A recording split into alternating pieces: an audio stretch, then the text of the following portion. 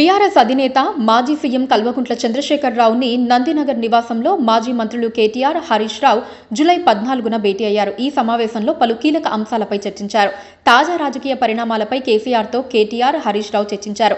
MLC కవితపై Teenmar Mallanna వ్యాఖ్యలు, ఆ తర్వాత చోటు చేసుకున్న పరిణామాలు కూడా ఈ సమావేశంలో చర్చకు వచ్చే అవకాశాలున్నాయి.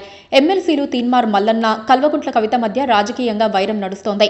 సంగారెడ్డిలో జరిగిన బీసీల ఆత్మీయ సమావేశంలో ఇటీవల మల్లన్న పాల్గొన్నారు. ఆ సభలో కవితపై మల్లన్న అనుచిత వ్యాఖ్యలు చేశారు. బీసీలతో కవితకి ఏం సంబంధమని ప్రశ్నించారు.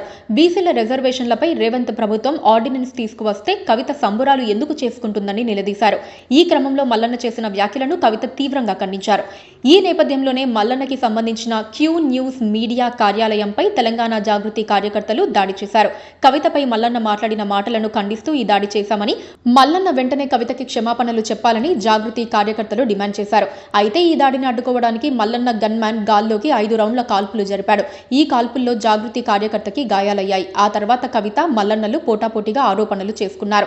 శాసనమండలి చైర్మన్ గుత్తా సుఖేందర్ రెడ్డిని కవిత కలిశారు. ఎమ్మెల్సీగా మల్లన్నని సస్పెండ్ చేయాలని కోరారు.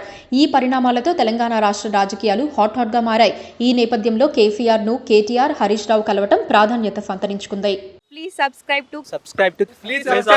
subscribe to KTV Telugu. KTV Telugu. KTV Telugu channel.